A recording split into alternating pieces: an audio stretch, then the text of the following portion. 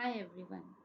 So I know it's been a while since I had my last presentation made, and I was wondering what would be the next topic of my presentation. I had a couple of topics in mind, success stories, some path to grow, some motivating speeches that I have read, but all in all, I decided that it was a little irrelevant right now, and people are actually working hard to achieve something much more simpler than than any corporate growth or any professional achievements, because right now I think survival is something that everyone is trying to achieve. So I thought it would be more relevant if I read you a piece of article which I had written some time back on my blog, and it was specifically relevant to my situation at that time, but now I can see that it is global, what you say, issue, or something people are trying to cope with, so it will be much more relevant. So let me try and read this, and let me know your in the comments if you found this helpful, or I mean, there's no right answer to this article, to be frank. It is just some thoughts that I had, and it's just trying to understand what we as a society go through. So I believe the change or the answer is in our hands itself. There is no right answer that, or a right medicine that I can prescribe in this article. It's all up to how you perceive it. So let me put forward the questions that I have. So this article is about peace. What is peace? Everyone, I mean, has their own perception. So this is one of my perceptions about what peace is and how to achieve that. So let me read it. Peace, as simple as it sounds, is quite difficult to achieve. It is uncommon to be at peace. Everyone around has almost certainly given up on attaining peace. People have tried to engage themselves with work, with talk, with passion, with anything but themselves. A person is lying if he says he knows his true self, because what he really knows of, or he really talks of, is a projection of his self as he wants others to see. A person who would have really known their true self would have no further need to be engaged in these activities. He would have attained the ultimate level of peace, because self awareness is the path of peace. When a person knows himself completely, he knows what is beyond discussion and what is beyond logic. Society is an institution made for people to make decisions together. A man only does what he learns from the society around him.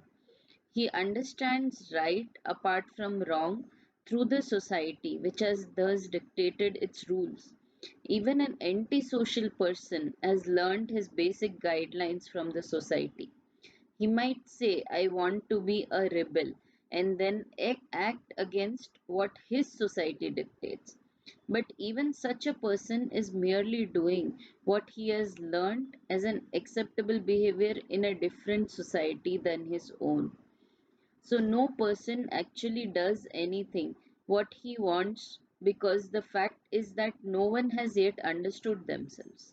They don't know their own identity separate from what is dictated by the social norms. He emphasizes on his correctness when he talks about who he is. But what he is really talking about is which of the social rules he follows and believes in. He thinks that since he believes in a set of guidelines, maybe a mixture of various societies, that he has a unique identity and therefore it is who he is. However, he has forgotten that the set of guidelines were already present and he has not invented anything new. More importantly, he has not identified himself or is not really aware of his own self. Hence, he is not at peace. His beliefs are the beliefs of the societies which change and reconfigure at times, and there are people constantly challenging these beliefs. Hence, he will be considered wrong outside the societies from which he has learnt. He will be made to see reason in another's belief, and there might come a point when he decides he had the wrong set of beliefs and changes his own identity as he knows it. How can peace then be attained? He can never be sure of his own personality or of his acceptance among others. Hence, it is important for peace that the person understand his identity apart from the society. It is important for a person to see that there is no ultimate right or wrong. What exists is just a perspective. There is no rule book which can dictate his behavior. He is free to make his own choice. His choice must not be guided by fear of failure or fear of not being accepted, but must be guided by his own free will. Again, the will of a person is not easy to identify because often we are deluded to see something asked of us as something we want to do. Will is something that comes from the most basic nature of our existence, the urge of doing something. It doesn't have a reason, it just has a feeling attached to it. That is the true will of a person. In such a state, no one or nothing is right or wrong because no one is judging you or no one is guiding you.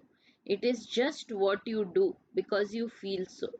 If the person does that without going into the thought process of being part of the society and having beliefs and convictions about rights and wrongs, then the person would really understand and recognize his true self, his unique identity.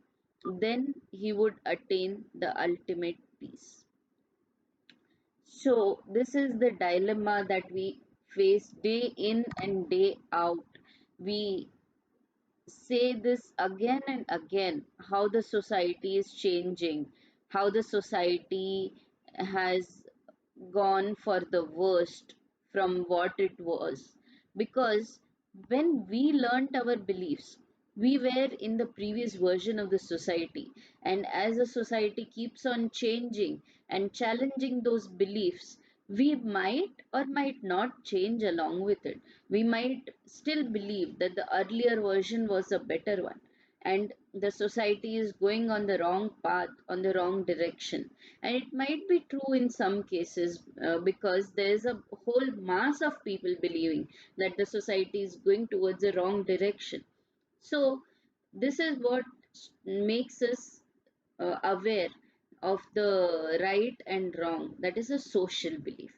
But there is no true identity that we can figure out this way. We cannot take our beliefs, our right and wrong from the society. If we do that, then we do not see what we as an individual are and what we really want.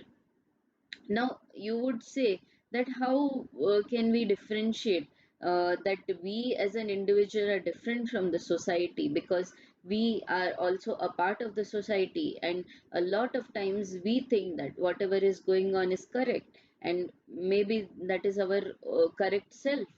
Then I will tell you one thing. Just ask a 2-year-old, 3-year-old boy what he thinks is correct or wrong.